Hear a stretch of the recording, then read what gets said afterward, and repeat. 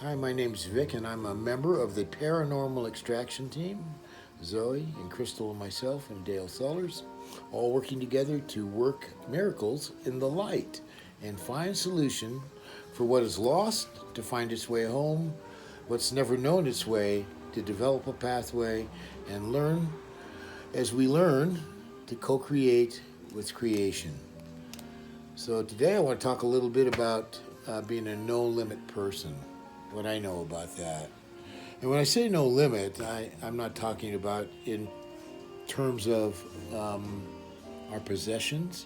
I'm talking in terms of our inspiration, our imagination, and our intuition.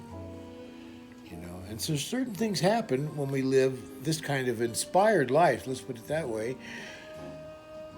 And it's.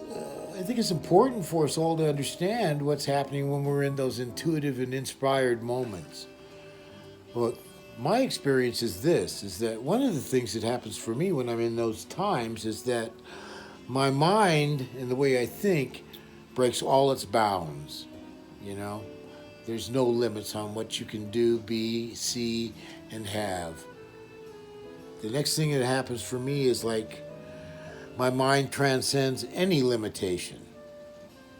Once my thoughts have broken their bounds and I've transcended any idea of limitation in what I am about to experience, my consciousness expands in every direction. I mean, every direction.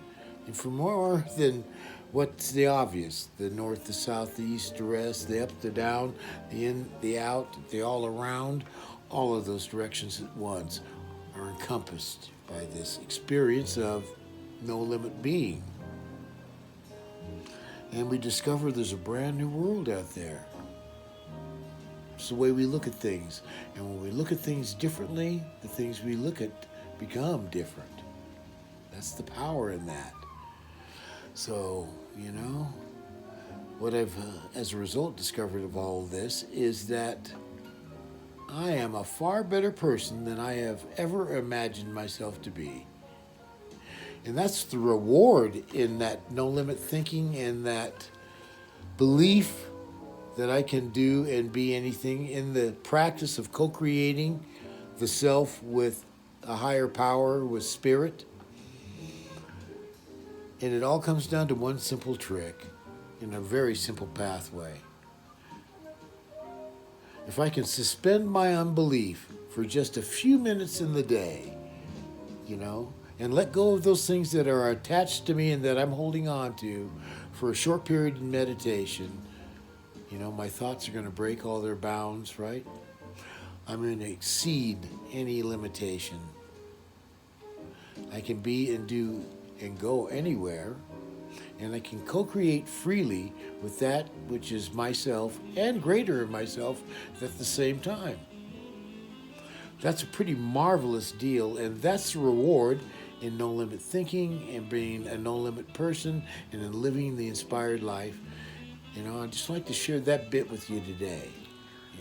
And Vic, how do you deal with this on our team and the paranormal work that we do? I know we discuss the no-limit thinking and where that actually comes from is not the expert thinking. Like when we go in and do, well, we don't like to call it an investigation, we go into no-limit thinking. Well, I think that I believe there's a pathway to that the three or four of us have taken, right? And we know that there's a pathway to mastery in any of this stuff, and that's humility, but how do you get there?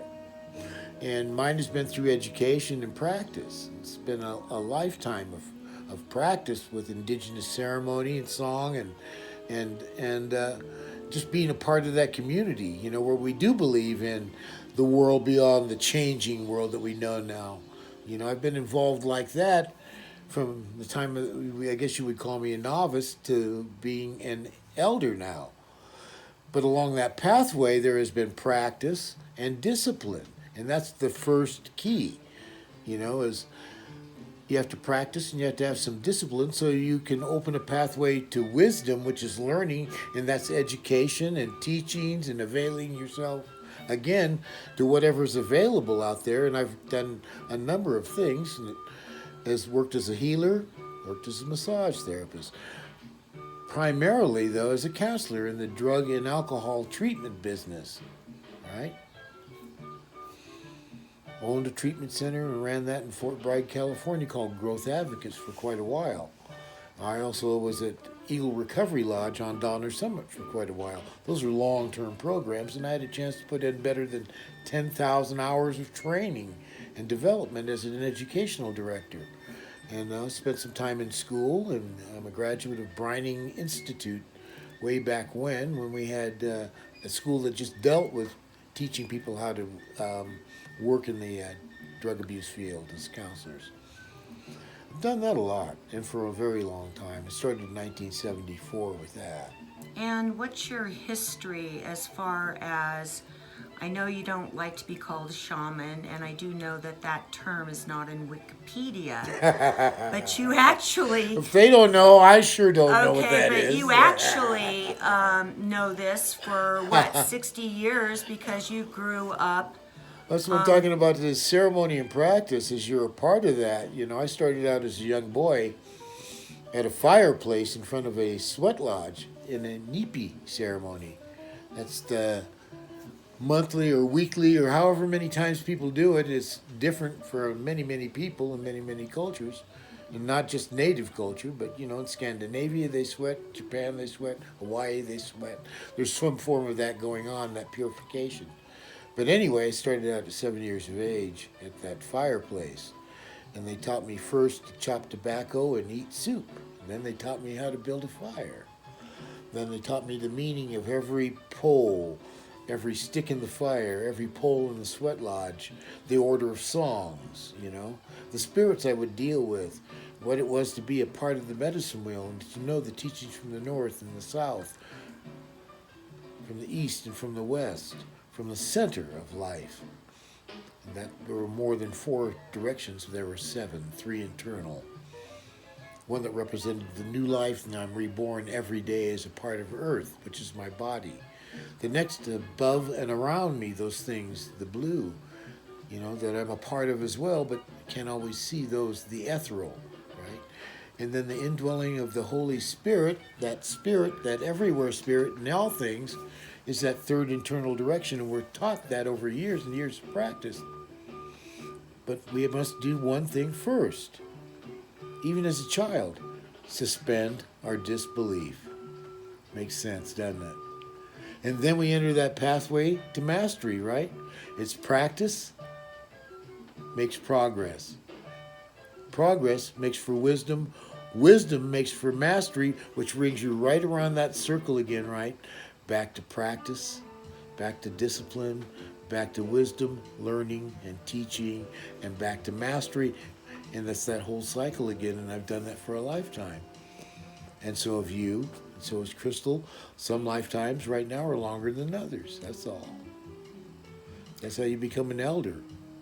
You just keep breathing and making mistakes and correcting them, and they call that wisdom after a while.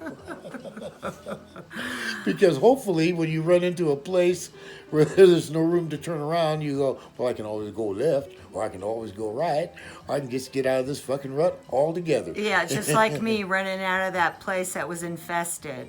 That's right. Turn left, turn right, but get the hell out of here. And sometimes the only difference between a rut and a grave are its dimensions, right? So you got to know when you're in that phase. So that's all I got to say today. Thanks for letting me share.